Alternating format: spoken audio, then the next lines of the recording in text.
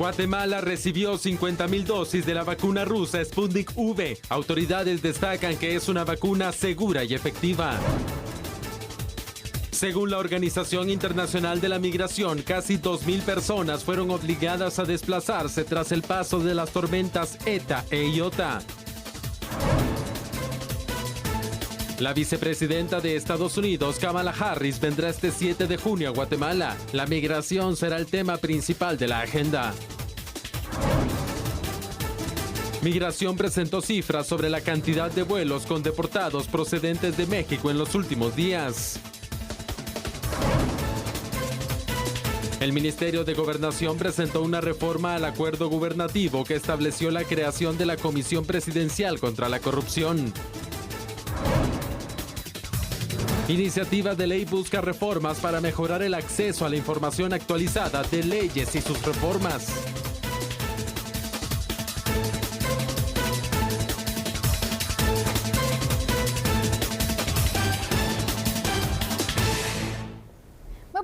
Sea usted bienvenido a su programa El Análisis de la Noticia a la Medida. En tan solo 2 días estamos de aniversario. ¿Cómo estás, Julio? Buenas noches. Sandy, muy emocionado, muy contento. 3 años ya. El próximo viernes llegamos a ese tercer aniversario y lo que esperamos es que noche a noche, de lunes a viernes, este programa sirva precisamente para que usted tenga una forma de pensar en la cual pueda analizar la realidad nacional. No es estar de acuerdo, no es estar en contra, es simple y sencillamente su mejor criterio. Empezamos hoy el programa, Sandy, con las vacunas Sputnik V. Uno de los temas del día. Hoy llegaron entonces 50.000 dosis de vacunas, así que vamos a comenzar entonces. ¿Qué ha pasado con Rusia? ¿Qué debe hacer Guatemala? Comenzamos.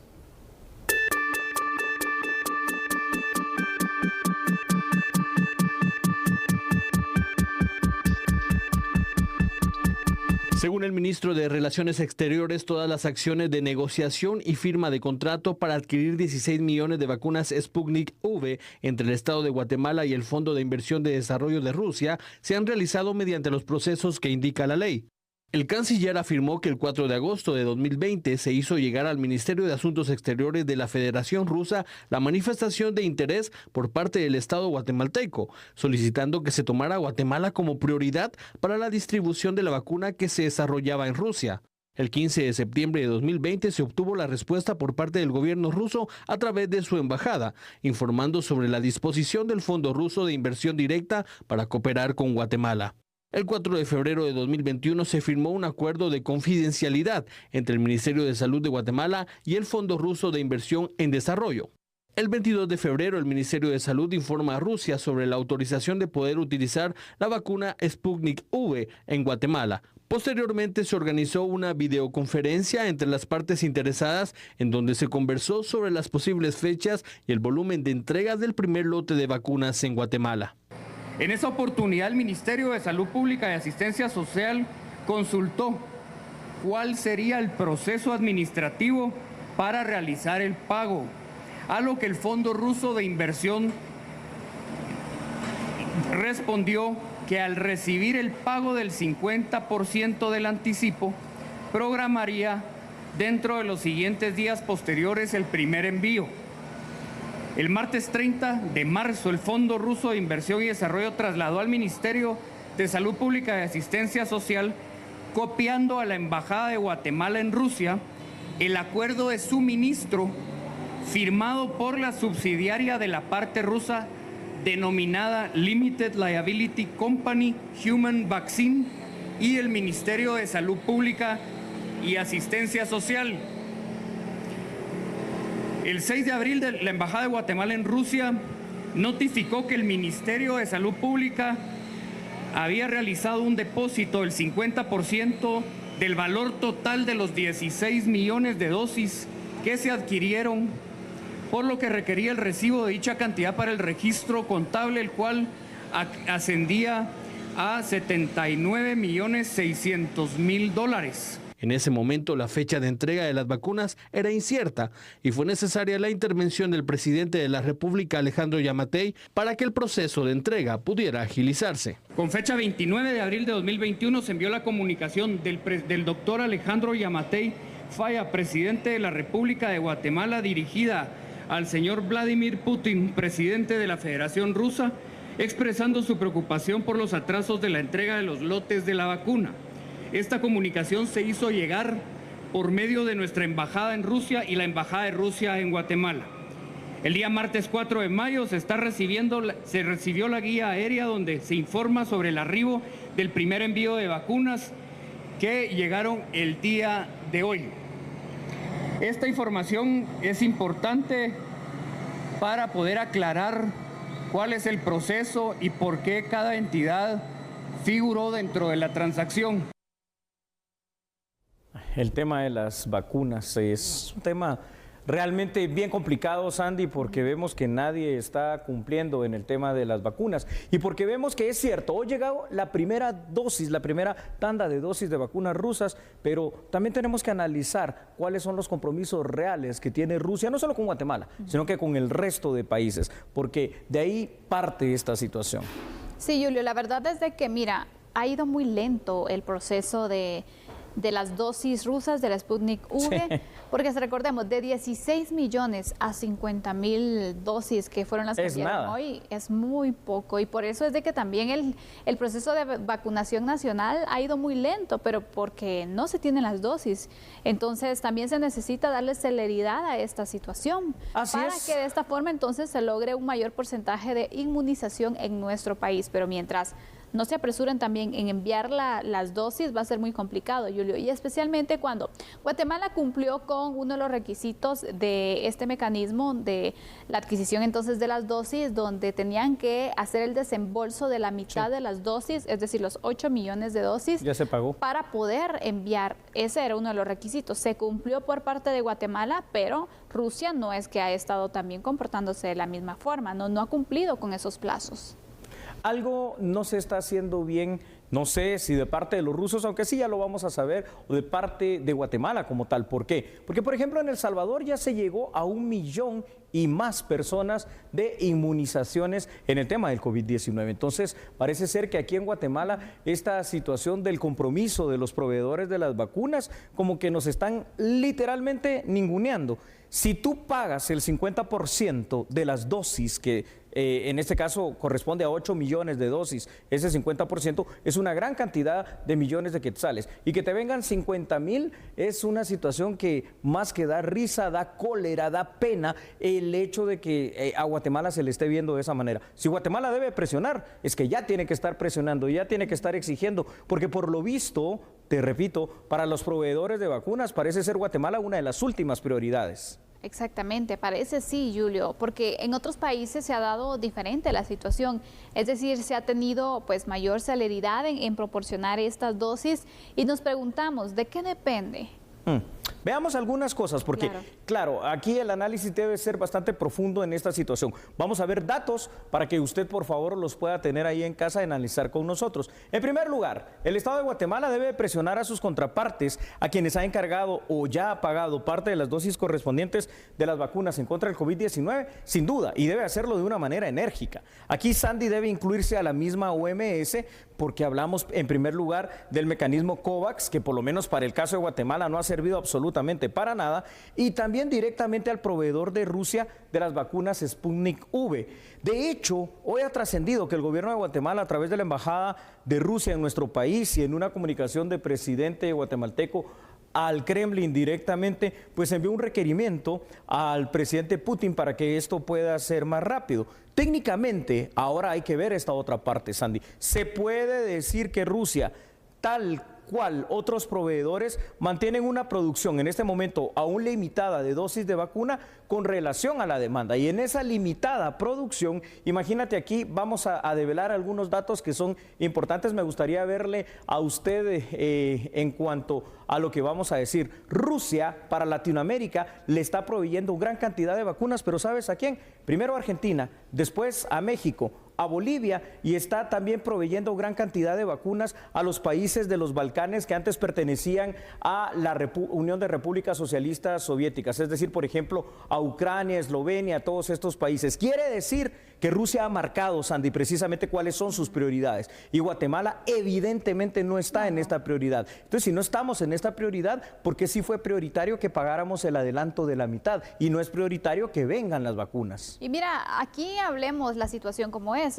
Al final es una relación comercial, si lo puedes ver. Es una relación comercial, sí. Rusia pues tiene las dosis, las está vendiendo, no las están regalando, no las están donando.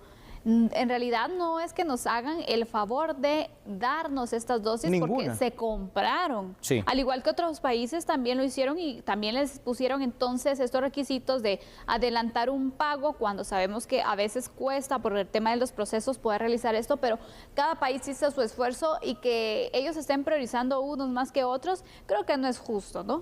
No es justo y es ahí donde Guatemala queda siempre mal parado. Ahora, la situación es... ¿Habrá habido, y esto ya entra al plano de lo hipotético porque no es la realidad, habrá habido una mejor forma de negociar? Es decir, está bien, con mucho gusto, pero casi que un dando. Ustedes mandan una buena cantidad de vacunas y las aseguran en X fecha, que esa es otra cosa que no tiene Rusia con ningún país, no solo con Guatemala. No tiene establecido una fecha exacta para cuál va a enviar las dosis de vacunas y nosotros hacemos un desembolso fuerte. Porque es que si no, fíjate, Sandy, suena muy fácil. Es decir, nosotros ya pagamos la producción que no hemos recibido y otros países han hecho lo mismo y ya Rusia pues está en este tema que es una relación netamente comercial que tú dijiste, gozando de los dividendos y nosotros acá gozando de la total ausencia de la vacuna. Y esto no va solo para Rusia, Guatemala también está buscando, o no sé si ya ha hecho contratos individuales de manera bilateral con casas farmacéuticas productoras de la vacuna. Pero lo que es cierto, y eso sí es una gran realidad, las vacunas en la cantidad que necesitamos no llegan. 50,000 dosis, esto realmente más que era para aplaudir, es para reclamar, para alertarse y para poner los pelos de punta ante la situación que estamos enfrentando en la tercera ola del COVID-19. Yo lo que veo aquí, Julio, es que, bueno, quien tiene el poder finalmente pone las condiciones, ¿no? Definitivamente, porque es evidente, ¿verdad? Hubiese sido comprensible y de verdad una forma de negociar hasta que tengamos las dosis, vamos a hacer desembolsos, ¿no? Así es. En ese momento se hace la transacción y bueno, hacemos un intercambio, pero sabemos que Rusia tampoco se iba a hacer esto, ¿no? Ellos tienen las dosis, ellos ponen las condiciones, porque también creo que si como país se hubiese puesto a nuestros funcionarios, por ejemplo, en el punto de que no damos dinero hasta que no tengamos las dosis, perdemos también las pocas dosis que nos han enviado. Entonces, es un riesgo. Hasta cierto punto, sí. Pero sabes que esa posición precisamente de mantenernos así, tan sumisos a veces en el ámbito internacional, lo que nos hace es esto precisamente, el que no se respete a Guatemala. ¿Por qué se respeta a Argentina? ¿Por qué se respeta a México? Está bien, yo entiendo, son grandes países con grandes millones y no sé cuánto dinero habrán invertido, pero igual de importante es el dinero de Argentina, claro, de México y de Bolivia que el dinero de Guatemala. Igual es la necesidad de los habitantes de estos países que la nuestra. A mí lo que me molesta y me cae muy mal es el hecho de que todos, absolutamente en el mundo, no guarden una posición de respeto. De respeto te digo, Sandy, porque tú lo dijiste muy bien, es que no están regalando nada, ya se pagó la mitad, pues que venga esa mitad, ¿no? Y no que nos digan que de hecho no hay ninguna fecha establecida, al menos por parte de los rusos, para decir aquí vienen a Guatemala. Técnicamente se puede decir que ellos están cumpliendo. Pero a este paso, tal vez, no sé cuándo, ¿no? 2025 nos llamarán o llegará el mensaje para que nos vacunemos, no lo sé. Qué complicado, Julio, la verdad. ¿Qué puede hacer Terrible el Estado de Guatemala para poder cambiar la situación? Buscar una renegociación con Rusia.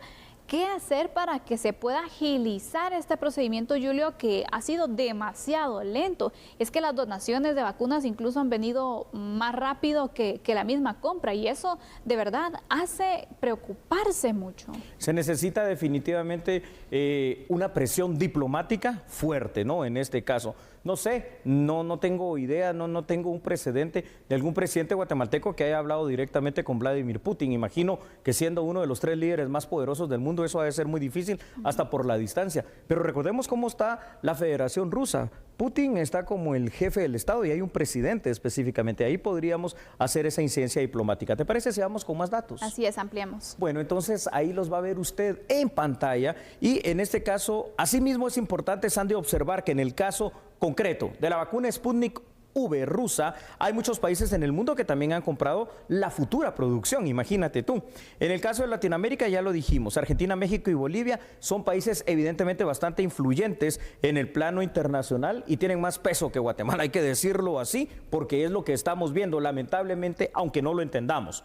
Además, es importante hacer ver que técnicamente Rusia no se ha comprometido contractualmente ni con Guatemala, ni muy probablemente con otros países a entregar la vacuna en una fecha determinada o al menos mediata. Lo importante para Guatemala es que puede incidir tanto en lo diplomático como en la presión directa para obtener de la manera más pronta posible las vacunas necesarias, porque si no, qué gracia, qué chiste tiene de que vengas y de que pagues una compra bastante grande y que te digan, ¿sabe qué? Vamos a mandársela cuando podamos. Ahorita hay otros países que son más importantes que usted. Señoras y señores, eso no es así. No. El dinero de Guatemala vale tanto como el de cualquier otro país, pero por sobre todo, la vida de los guatemaltecos es tan y es igual de importante que rusos, mexicanos, argentinos y de donde sean. Totalmente, Julio. Mientras tanto, nosotros seguimos esperando entonces esas dosis, que es una gran cantidad entonces y marca una gran esperanza para mucha de nuestra población.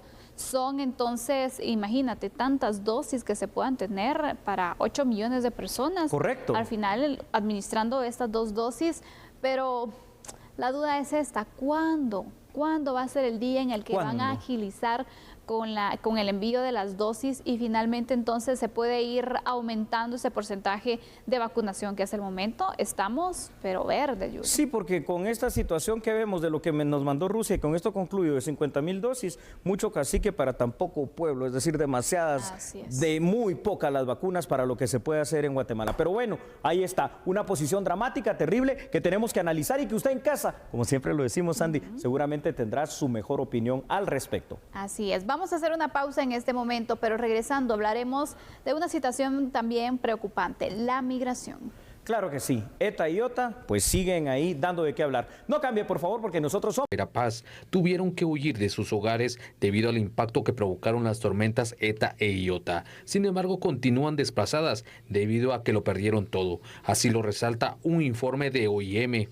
Una fuerte presencia de actividad agrícola en estas comunidades y, como ya lo indicó la CEPAL, en Guatemala el sector agrícola tuvo pérdidas de 150 millones de dólares a nivel nacional debido a las tormentas ETA y IOTA. Sin duda un sector fuertemente golpeado y al ser estas comunidades fuertemente agrícolas en sus medios de vida, sin duda fueron afectados.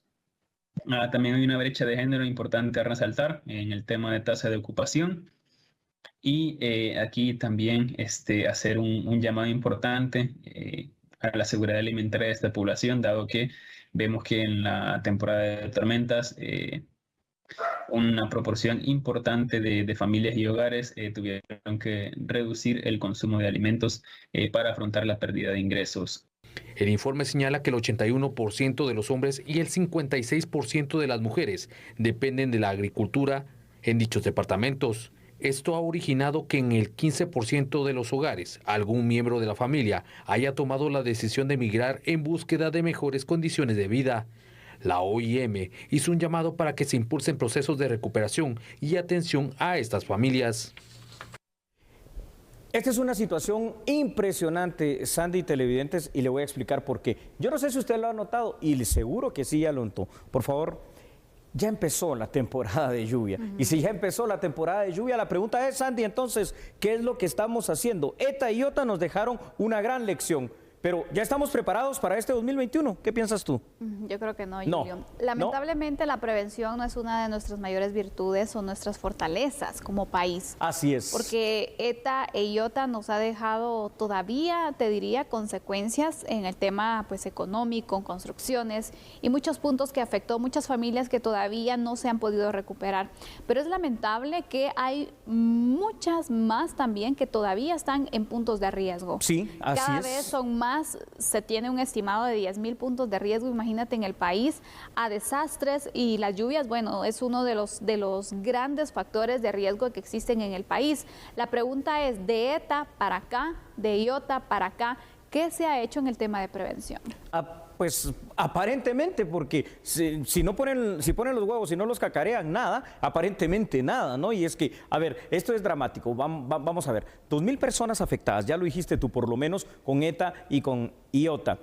Este año pueden haber algún tipo de desastres como tormentas, inundaciones, huracanes, qué sé yo, sí. Puede ser latente, como ya lo estamos viendo otra vez, algún tipo de desastre natural como el que causan los volcanes. También, definitivamente que sí. Entonces, yo me pregunto, la política ambiental, la política de medio ambiente, fuera de estar allí, ¿ha contemplado algo de esto? Me pregunto. El tema de la gestión de riesgos y desastres en el Sistema Nacional de Seguridad, ¿qué está haciendo? Algo han de estar haciendo, no puede ser que no estén haciendo nada, pero ¿por qué no lo dan a conocer? Es decir, porque la población guatemalteca necesita saber qué hacer ante una situación de que caiga ceniza, necesita qué hacer y saber para estar preparados si hay un terremoto, por ejemplo, un sismo, hacer esos simulacros, hacer esa preparación, jugar de alguna manera educando en la mente esto, como hace un país que tú conoces, que es Japón, que en la prevención de riesgos y desastres, porque ellos tienen terremotos que son enormes, tienen tifones y realmente siempre salen bien parados, pero es por una cultura de prevención. Guatemala no. No, Julio, mira, y aparte de esto, cuando vemos también, no hacemos mucho por prevenir, y tampoco es que también hagamos por contener, porque lamentablemente como seres humanos en muchas ocasiones afectamos tanto a la naturaleza que después entonces nos estamos quejando de las consecuencias y no nos damos cuenta que algo tenemos que ver nosotros también. ¿Y por qué hablo esto? Acaba de terminar la temporada de incendios forestales y son eso es otra cosa. miles de hectáreas de bosque que se perdieron derivado de los incendios forestales. Y muchos de estos incendios forestales son provocados por el hombre. ¿Afectan o no afectan entonces estas hectáreas de bosque que se pierden cuando existen los riesgos de desastres? Totalmente sí. Antes de ver los datos te quiero comentar una anécdota. El domingo que recién acaba de pasar, tu servidor con la familia, pues nos invitaron a un evento que estaba en una colonia, en la zona 3, es que no hay ni siquiera que ir a otro lado, que sea la misma ciudad capital, en algunas colonias y asentamientos importantes y terribles, que se llama El Incienso. Pues el lugar, uno puede ver algunas montañas literalmente que han sido desgastadas. Tú miras las casas cómo sobresalen ya de esa montaña y cómo en cualquier momento pueden ocurrir ahí graves desastres. Entonces, ¿qué es lo que estamos haciendo para prevenir eso? Si no hay que ir tan lejos, aquí mismo, apenas bajando 3, 4, 5 cuadras del Puente del Incienso, vemos esa realidad de peligro. Exactamente. Vamos a ir ampliando esta información con unos datos. Julio, ¿te parece? Me parece muy bien, Sandy. Ahí tenemos los primeros en pantalla. Para el caso de ETA e IOTA, Huehuetenango, Altaverapaz, Quiché, Petén, Zacapa, Chiquimula y Zabal fueron aquellos departamentos donde más personas resultaron damnificados, tanto en su vivienda a causa de las depresiones ETA e IOTA como en lo material, Sandy. Evidentemente las secuelas dejadas en el Triángulo Norte por el coronavirus y los fenómenos naturales ETA e IOTA están impulsando y seguirán impulsando la migración porque crean más pobreza, más todavía. Según la CONRED, las lluvias asociadas a los fenómenos tropicales ETA y IOTA provocaron, imagínate tú, 3.611 incidentes documentados al menos. Entre estos incidentes se pueden incluir deslizamientos de tierra, derrumbes, hundimientos, inundaciones, entre otros, que afectaron al final de cuentas a 2.438.933 personas. Y si los afectaron mínimamente, uno se pregunta qué han recibido a cambio estas personas. No estoy diciendo que hayan recibido dinero o algo así, pero algún tipo de ayuda, algún tipo de situación de inducción de cómo prevenir. Pero aparte de estas 2 millones de personas que hemos recibido todos los guatemaltecos, como te repito, para saber hasta lo básico, es decir, usted recibe campañas de información, de difusión, de divulgación, de sensibilización, como le quiera llamar, de qué es lo que debe contener la mochila de las 72 horas, por qué es importante esta mochila, por qué es importante que haya una para cada miembro de la familia. ¿Y por qué? ¿Y en dónde tiene que ubicarlas? No, y entonces... Julio, y ante situaciones como estas, vemos entonces los riesgos que son latentes, vemos entonces las consecuencias que también perduran por varios tiempos, te diría. Correcto. Difícil para muchas familias salir adelante ante situaciones como este tipo de pérdida. Vean esas imágenes, de verdad. Es impactante. ¿Cómo no van a buscar otras alternativas para salir adelante, como por ejemplo migrar? Totalmente. ¿Cómo le dices a una persona que perdió todo, no viaje a Estados Unidos, no vaya a otro país, cuando no tienen esperanza de y salir viven en un adelante pantano acá. porque ya no hay nada, ¿verdad? Exacto. Sí. No, no se puede, Sandy. Tenemos que entender que Guatemala, como ya lo hemos dicho en varias ocasiones, es un país de los más afectos al cambio climático y a los desastres naturales. Tenemos que entender que la cultura de prevención inicia por información, inicia por no tener solamente un sistema ya armado por parte de la parte estatal, del gobierno como tal, sino que inicia por la información a cada uno de los guatemaltecos de lo que hay que hacer, inicia por los planes, por los programas informativos y por los planes y programas de simulacros y otras situaciones. Pero también inicia por sacar a la gente en estos lugares donde hay riesgo de inundaciones, riesgo de derrumbes, riesgo de socavamiento, porque los lugares ya están monitoreados. Lo que pasa es que también aquí vamos a preguntarnos la otra cuestión. Habiendo tanta pobreza, tanta falta de oportunidad y tanta falta de acceso a la vivienda, ¿cómo le dices tú a alguien, mire, váyase de ahí, desaloje, porque ese lugar es peligroso? Ah, pero es mi casa. ¿Y cómo lo haces si no le ayudas? Y si no le dices o le das una opción también donde irse, ¿no? Así es. Es complicado. Mira, Julio, hace unos días se daba a conocer también que en el Congreso hay un proyecto de poder crear casas que cuando existan situaciones como estas de desastre se puedan tener una alternativa para las personas afectadas.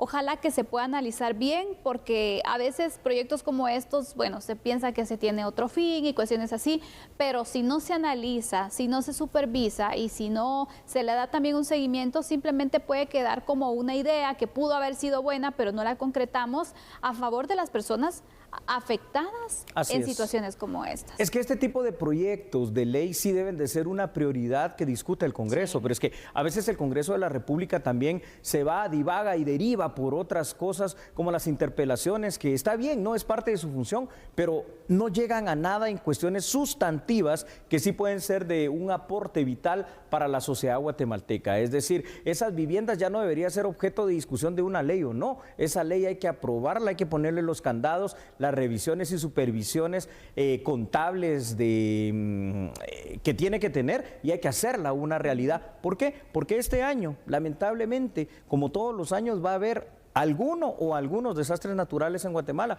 Es una cuestión cíclica, es una cuestión, digámoslo, normal aquí, y que cada vez se va agudizando por lo que tú dices. También nosotros, ¿verdad?, los ciudadanos guatemaltecos contribuimos a esto, es decir, ubicándonos en áreas de riesgo, tirando la basura a los ríos, a los mares, a los lagos, y provocando incendios y haciendo un montón de cuestiones más, en donde parece ser que el tema medioambiental, pues ni siquiera medio nos importa, es que no nos importa. Vamos con más datos, Julio. Claro que sí, Sandy. Vamos entonces, por favor. Ahí los tiene usted en pantalla. Las cifras de Conred muestran más de 1.797.000 personas, Sandy, damnificadas, 30 personas heridas y 61 personas que fallecieron, además de los daños reflejados en la infraestructura del país. Con respecto a la infraestructura, se determinó que 82.820 viviendas presentaron daños entre leves, moderados y severos. Al mismo tiempo, se reportaron 883 carreteras o caminos y 116 puentes que fueron afectados por ETA y por IOTA, especialmente en las regiones norte, Caribe y Oriente, donde se reportaron los mayores daños por efecto del paso de estas dos tormentas en el territorio nacional. No ha empezado la temporada de tormentas y de huracanes, pero cuando empiece, seguramente alguna de ellas, como ya es común, tocará territorio centroamericano y territorio guatemalteco. Y si te has dado cuenta, y eso es evidente, cada año nos afectan más fuerte, ¿verdad? Y de una manera más intensa. Afortunadamente, imagínate tú, ETA y IOTA llegaron como grandes huracanes a Nicaragua, y aquí ya se degradaron a tormentas tropicales. ¿Cómo hubiese sido que llegaran en esa intensidad inicial a nuestro país? Wow. Un tremendo impacto que hubieran generado, más del que se registró en nuestro país, Julio, porque muchas personas resultaron damnificadas, entonces incluso varias pues todavía no se sobreponen, insisto, en este tema, porque no tienen casa, no tienen trabajo, no tienen esas posibilidades. Sí, las autoridades les ayudaron dándoles un lugar, unos albergues, apoyándoles con alimentación. La población guatemalteca pues también se unió para poder enviar víveres y diferentes donaciones. Pero todo eso termina. En el momento, exactamente. Todo eso termina. Luego de ya pasó varios meses, y cuando vemos que nuevamente se están registrando la lluvia, los riesgos que se vienen, nos recordamos de esa población. Así pero al final son poblaciones que se van quedando en el olvido, Julio. En el olvido por la sociedad, en el olvido por el tema hasta de medios y noticias, y en el olvido por la ayuda que debe recibir de la parte estatal. Y ojo que cuando hablo de la parte estatal no es solo el sistema de Conred, no es solo el gobierno central, sino que también son los gobiernos municipales, es que también tendrían que tener una parte de ayuda, de apoyo, de colaboración en este sentido. Hoy nos estamos dando cuenta de la grave vulnerabilidad. La ley marco del Sistema Nacional de Seguridad, que nació en el año de 2008, tiene como cuarto pilar de la seguridad la prevención de riesgos y desastres. Hoy por hoy en Guatemala, eso al menos en la justa dimensión que debería de tenerse, de trabajarse, de verse y de conocerse y saberse, no está. Efectivamente. Por eso es que vemos entonces cómo hay más personas que tienen ese interés de dejar su país, ya no tienen nada, ya no tienen casa, ni siquiera se puede decir dejar su casa porque no tienen nada y en muchas ocasiones, pues bueno, es la única esperanza que tienen. O por lo menos escoger si morir aquí o en el intento. Imagínate, qué Julio, terrible. Es un panorama bastante triste, bastante lamentable el que enfrentan, ¿no? Y allá Sí. también a probar suerte, porque tampoco es que la situación esté muy bien. La crisis mundial está afectando económicamente, bueno, de gran manera. Así es. Bueno, pues ahí usted lo tiene, hemos perfilado todo esto que ahí en las imágenes, para que usted lo recuerde, fue tremendo. A finales del año 2020, ETA y IOTA, casi seguidas, vinieron y golpearon de una manera muy dura el territorio guatemalteco. Sabemos que hay departamentos que siempre, pero siempre son muy vulnerables. Por ejemplo, el departamento de Izabal, que es donde entran estas tormentas tropicales, pues ahí deberían de haber algunos planes de contingencia tremendos. Aquí no solo se trata de personas desplazadas, no solo se trata de pérdidas en cuanto a casas, a viviendas, a amenaje de casa. Se trata también de la pérdida total de la economía. Si se dedicaban a la agricultura, se despiden definitivamente de aquello que iban a producir y se despiden del único ingreso que probablemente iban a tener. Llegamos a esta conclusión, entonces debemos hacer una pausa, regresamos enseguida.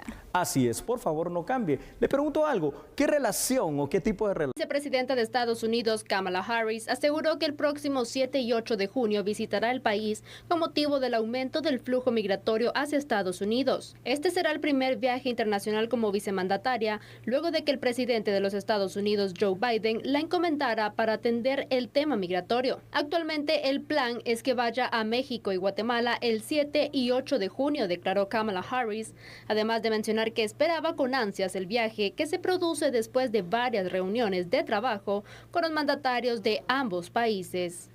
Qué pregunta tan difícil, si usted quiere responder. ¿Qué tipo de relación tiene que tener Guatemala con Estados Unidos? Y yo te diría algo, Sandy, y a todos los televidentes, no solo con Estados Unidos, sino que con todos los países. En primer lugar, tiene que ser una relación respetuosa, que respeten a Guatemala. Es decir, nosotros admiramos definitivamente todas aquellas naciones del primer mundo que han logrado ese nivel de desarrollo. Y es cierto, tenemos que aceptar nuestra realidad subdesarrollada y tercermundista, pero no queremos que nos vengan a imponer ideas de qué es lo que se debe de hacer de conformidad precisamente a políticas extranjeras de lo que piensan que en Guatemala sería bueno. Lo que necesitamos hacer es estrechar esos lazos de amistad, pero si nos van a ayudar, que nos ayuden en lo que nosotros los guatemaltecos digamos y sepamos que es necesario. La ayuda de víveres y todo eso sí sirve, pero es finita. La ayuda de dinero para tales proyectos que se pueden financiar con cooperación especial sí sirve, pero es finita porque después no es sostenible en el tiempo. Es mejor organizar a la familia guatemalteca, a las cooperativas, como le hemos dicho tanto, de campesinos, de mujeres, de artesanos, de lo que sea, para que ellos puedan aprender a producir. Ese tipo de situaciones de ayuda, ahí es donde sí nosotros pedimos al todo el contexto mundial que se nos vea como un país amigo, pero para vernos como un país amigo, un país que todos respeten también. Sí, Julio, las ayudas condicionadas no deberían de ser, ¿no? Porque Así al final pues nos limitan a poder desarrollar también diversos proyectos. Es importante que se puedan escuchar cuáles son los proyectos, cuáles son las necesidades y el apoyo entonces que necesita Guatemala, que necesita El Salvador, Honduras, de manera individual y de manera en conjunta, te diría, para poder entonces contrarrestar problemas que sabemos a todos los países son comunes. Exactamente, son comunes y nos interesa. ¿Qué país no quisiera entonces disminuir de gran forma los grados o los niveles de pobreza? ¿Qué país no quisiera erradicar por completo el desempleo?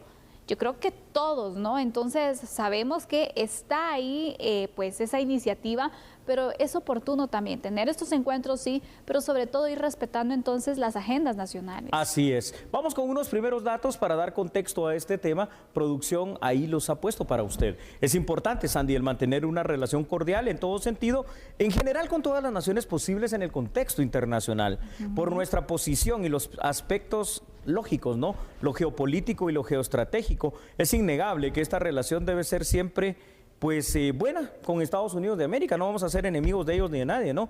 Actualmente ese país es nuestro principal socio comercial y además aproximadamente 3 millones de personas de origen guatemalteco viven allí.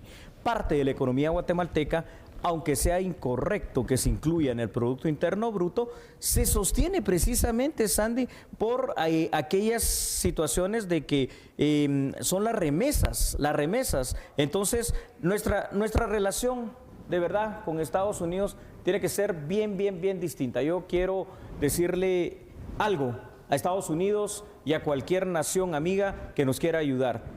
Nosotros queremos ser amigos, nosotros queremos ser socios, ya no queremos ser colonias, ya no queremos ser protectorados ni ninguna situación que nos vean como un imperio o como un reino dominando a sus vasallos y a sus súbditos. Podemos ser grandes colaboradores porque aquí en Guatemala definitivamente hay personas trabajadoras, personas que pueden hacer mucho, personas con mucho conocimiento y personas con mucho potencial. Somos un país subdesarrollado porque estamos sumidos en la pobreza y en la falta de oportunidades. Entonces, Sandy, lo que verdaderamente nosotros necesitamos es que se nos den literalmente esas oportunidades de desarrollo. Esperemos que Estados Unidos nos vea así en su relación y que el mundo nos vea también como un aliado estratégico, como un país amigo, no como un país de extraños donde, vamos a ver qué hacemos en Guatemala. Necesitamos ser respetados en el mundo, Sandy. Totalmente, Julio, mira.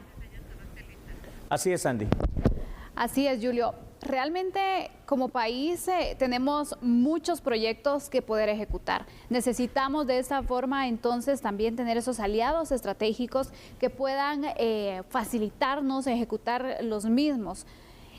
Y yo creo que sin duda alguna aquí lo hemos hablado en muchas ocasiones en el programa, pero es algo que no lo vemos. Y es la unificación del Triángulo Norte, porque otras naciones están viendo el Triángulo Norte como una necesidad de poder apoyar para poder entonces fortalecer esas debilidades que tienen, que causan migraciones específicamente, que causan entonces problemas de seguridad a nivel fronterizo, pero a nivel Triángulo Norte creo que no se da cuenta entonces de la necesidad que existe de actuar de esa forma, como una región. Así es. Yo creo que tenemos que quitar ya esa mentalidad de ser una colonia, perdón lo que voy a decir, de ser un patio de atrás de cualquier nación. De hecho, somos la frontera sur-sur de Estados Unidos. La relación con Estados Unidos, ya lo dije, comercialmente, siendo el principal socio comercial de Guatemala, tiene que ser buena y tiene que ser cortés y cordial. Pero por favor que se nos vea y que nosotros también nos empoderemos como guatemaltecos con el respeto debido. Esto significa que no son otras ideas foráneas ni son políticas extranjeras. Son ideas, son proyectos, son programas de los guatemaltecos que en todo caso podamos decir sí o no. Esta ayuda me conviene porque nos apoya a disminuir la desnutrición o nos apoya a generar y a fortalecer las MIPYMES y no que nos den la ruta a seguir, porque modelos extranjeros en nuestros países del Triángulo Norte y particularmente en el que me importa, que es Guatemala, no funcionan. Lo han demostrado a lo largo de los años la cooperación internacional. Yo estoy de acuerdo contigo cuando hablas en el tema del apoyo en cuanto a capacitación, en cuanto a pues el emprendimiento, a poder iniciar entonces ese tema de las cooperativas, apoyar en el inicio para distintas iniciativas que también se tengan y también las ideas de negocio que se puedan ir estableciendo, apoyo para buscar pues facilidades también en el tema comercial, Julio, porque también es algo muy importante para el fortalecimiento y también para la instalación de empresas, que entonces Guatemala también se esfuerce por dar esas condiciones necesarias y básicas que se buscan para poder entonces establecerse en el país comercialmente y poder dar esas oportunidades de trabajo. Es muy correcto. Y para eso, antes de ver los siguientes datos, necesitamos inclusive, y sería más productivo, que nos den becas de estudio para nuestros jóvenes en cuestiones de tecnología, en cuestiones de inglés, en cuestiones informáticas, en cuestiones que puedan ser definitivamente nuevos emprendimientos. Vamos entonces con más datos de este tema. Así es, adelante. Ahí estamos nuevamente, los tenemos en pantalla. Y es que, a ver, ¿qué es lo que pasa? Hoy por hoy se habla mucho en el contexto de los países del norte de Centroamérica y México de la presión que existe real de Estados Unidos para que se hagan los esfuerzos conjuntos con un solo objetivo: frenar la migración ilegal, que es interés de Estados Unidos, pero también es nuestro, ¿no?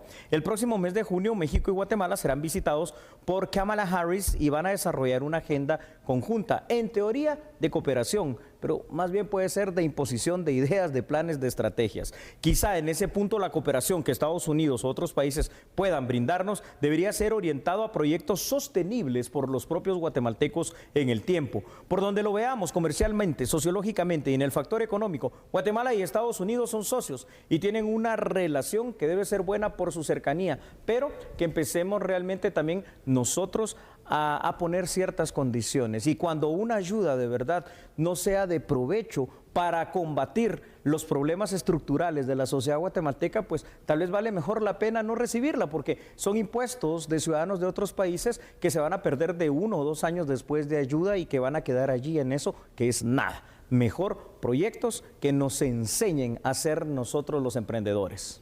Julio, para ir entonces ya concluyendo con este tema y de forma breve, ¿cómo tiene que ser entonces esa relación entre Guatemala y Estados Unidos? Tiene que ser una relación buena, una relación cordial, pero una relación de mutuo respeto. ¿Te parece si vamos a la pausa? De la Comisión Presidencial contra la Corrupción. Este miércoles 5 de mayo salió publicado en el Diario Oficial el Acuerdo Gubernativo 91-2021 del Ministerio de Gobernación, el cual establece cambios en la representación de la Comisión Presidencial contra la Corrupción por la derogación de la Comisión Presidencial del Centro de Gobierno en enero pasado.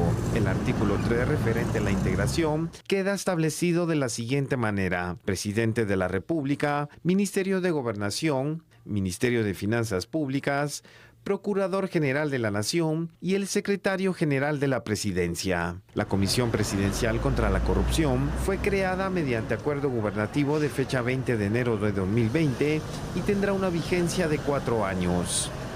Diputados al Congreso de la República dieron a conocer una iniciativa que pretende crear en ese organismo de Estado una dirección que sea la encargada del manejo del análisis de la información y de cómo van todos los procesos y proyectos de ley que ahí se están manejando. Vea, por favor, la información en A la Medida. El proyecto busca reformas a la Ley Orgánica del Congreso de la República para que se cree la Dirección de Información de Leyes, cuya función sería unificar, publicar y difundir todos los decretos, acuerdos, entre otros documentos para mejorar el acceso a la población. No encuentran una edición, publicación y difusión de la información requerida permanentemente adecuada que dé certeza de la información sobre la versión de la ley que se busca o necesita. Es decir, que no aparece una versión completamente actualizada, puede ser que haya sufrido reformas, puede ser que haya tenido alguna actualización y no se encuentra, ¿verdad? Es necesario reformar el decreto 63-94 del Congreso de la República, Ley Orgánica del Organismo Legislativo, fortaleciendo el andamiaje con el que cuenta el sistema del Congreso de la República de Guatemala para llevar registro actualizado y unificado para todas las leyes y sus reformas, tanto como ampliar las funciones de una unidad que ya existe y elevarla a dirección para llevarla al registro e información verídica y completa de las leyes de Guatemala y sus modificaciones aprobadas por este alto organismo del Estado. Por consiguiente, se presenta esta iniciativa de ley para que sea conocida y aprobada por el honorable Pleno. Según los congresistas ponentes, la reforma abre paso a la modernización del Congreso de la República en aspectos funcionales, pues unifica el trabajo del archivo y dirección legislativa para el proceso de difusión de los decretos y fácil acceso a los mismos, con certeza de la información que se solicite. Y ahora conozcamos noticias de carácter judicial, porque el ex banquero y también procesado Eduardo González será investigado por un nuevo caso penal. El 9 de abril, en la Torre Tribunales fue capturado el exbanquero Eduardo González cuando se presentó al juzgado B de mayor riesgo para examinar y establecer si podía seguir gozando de una libertad condicional en el caso penal Bancafé. El procesado y exdirectivo del desaparecido Banco del Café fue notificado por la Unidad de Delitos contra Bancos de la Fiscalía del Crimen Organizado, que se autorizó una nueva orden de captura en su contra por el delito de quiebra fraudulenta. Ante el juez cuarto penal Pedro Lainez, el Ministerio Público acusó a Eduardo González, a su hermano Jorge Alfredo González Castillo y Ariel Estuardo Camargo Fernández. Obligaciones financieras que fueron ocultadas de forma dolosa y maliciosa a las víctimas del presente caso, desde el año 2003 hasta el año 2006, a quienes se les engañaba mediante el decir que las inversiones internacionales de Bancafé International Bank Ltd. estaban respaldadas por bonos de gobierno de los Estados Unidos de América, Guatemala y el Ecuador. Situación que no era cierta, ya que dicho monto antes citado estaba grabado y o garantizado y o comprometido ante Refco Capital Markets. El fiscal del caso, Saúl Sánchez, durante la presentación de los cargos penales, dijo que los procesados engañaron a miles de cuentavientes de la extinta entidad bancaria. Una actividad en perjuicio de sus obligaciones patrimoniales, a realizar financiamiento otorgado en exceso, tal como se lee en los objetivos del plan de regularización, a una persona jurídica de carácter privado, esto en detrimento de los bienes dinerarios de los usuarios, proveedores y otras obligaciones corrientes, situación que originó infracciones a la ley y a las órdenes administrativas. El juez Pedro Lainez aceptó la solicitud del Ministerio Público que Eduardo González, Jorge Alfredo González y Ariel Camargo sean investigados por quiebra fraudulenta. Los hermanos González Castillo fueron beneficiados con arresto domiciliario sin el pago de alguna fianza económica. Únicamente se ordenó prisión preventiva para Ariel Camargo. Vamos, pero solamente 2 días para los 3 años. Chao. Que descanse, feliz noche.